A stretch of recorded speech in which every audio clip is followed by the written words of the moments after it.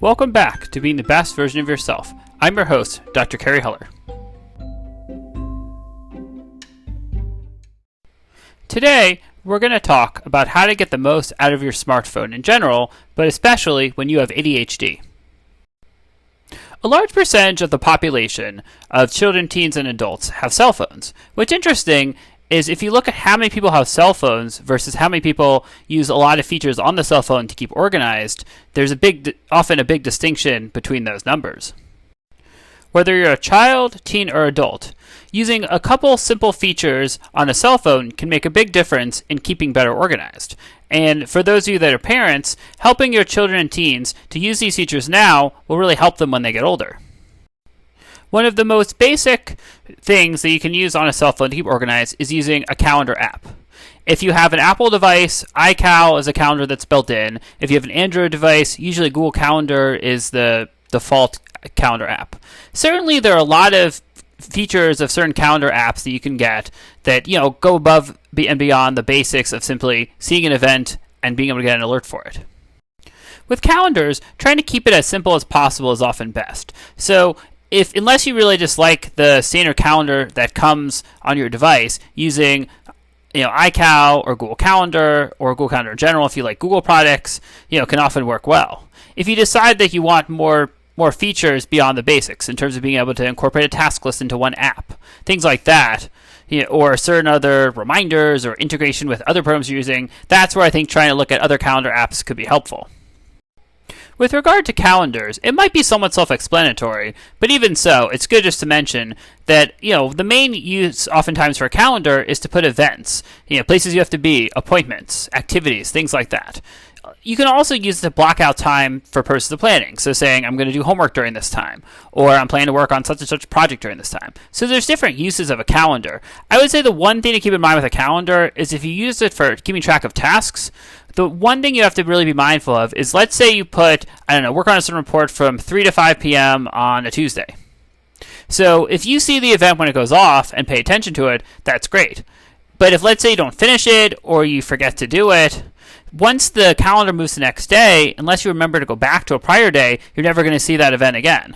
So therefore, that's why in a lot of cases, keeping track of tasks on an actual task list is helpful, because with a task list, it keeps prompting you and reminding you even if you've moved past the deadline until you mark it off or delete the task. In terms of task lists, as might be sort of self-explanatory, keeping track of things you have to do, like chores, work tasks, homework assignments possibly, being able to put all of these in a task list can work really well. Again, everyone's different in terms of what works best for them. So these are general strategies, but I think you have to decide for yourself what's going to work best for you.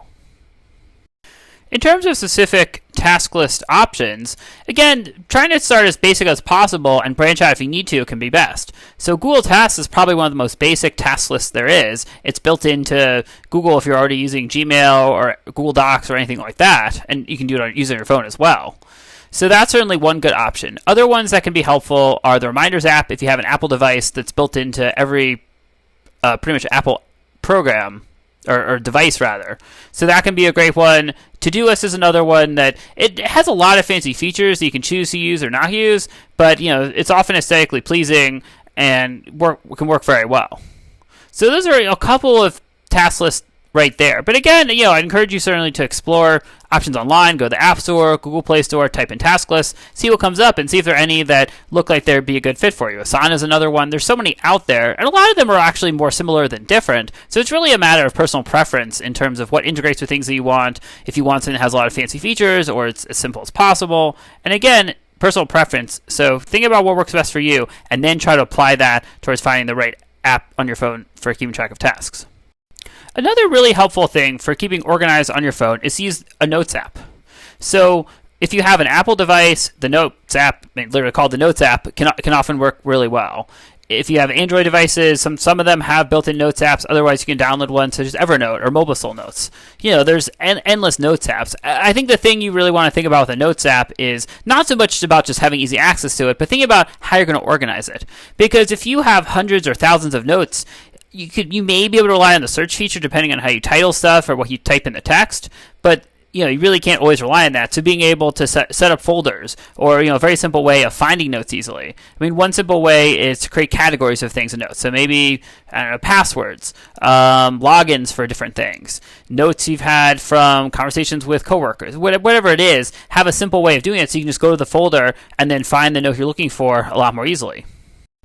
If you're someone that gets distracted easily by things on your phone or other things in general, there are some things you can use on your phone to try to reduce distractions. So, for example, using built-in programs such as Apple devices have screen time you can technically set for yourself even to block access after a certain amount of time has passed or during certain hours. You can set stuff to be blocked or limited access during sleeping hours to encourage you to go to sleep. There's certainly lots of programs you can buy, like Freedom is one that's great, or say Focus. There are a lot of different ones you can use on the phone that will essentially block apps in different ways, either automatically based on a schedule or when you need to focus, and that can help you to reduce distractions to be able to more effectively get stuff done, and in a lot of cases, stay off your phone.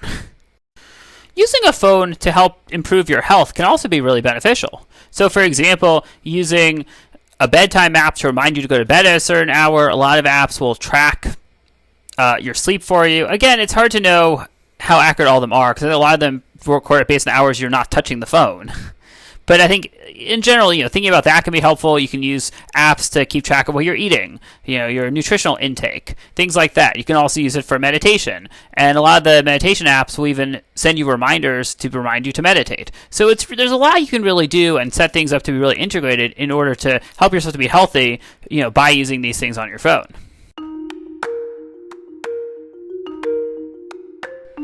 Okay, so we've talked about a calendar, a task list, notes apps, reducing distractions, and wellness. Again, there's probably lots of other things you could use to be productive and, say, organized on your phone. But I just wanted to really go over, these are probably the most basic components that you could look at as far as things go for your phone. So I hope that this has been helpful in getting you thinking for yourself about taking a few simple steps, if you'd like to, in order to make some changes in how you use your phone in order to get the most out of it. Until next time, I'm Dr. Kerry Heller.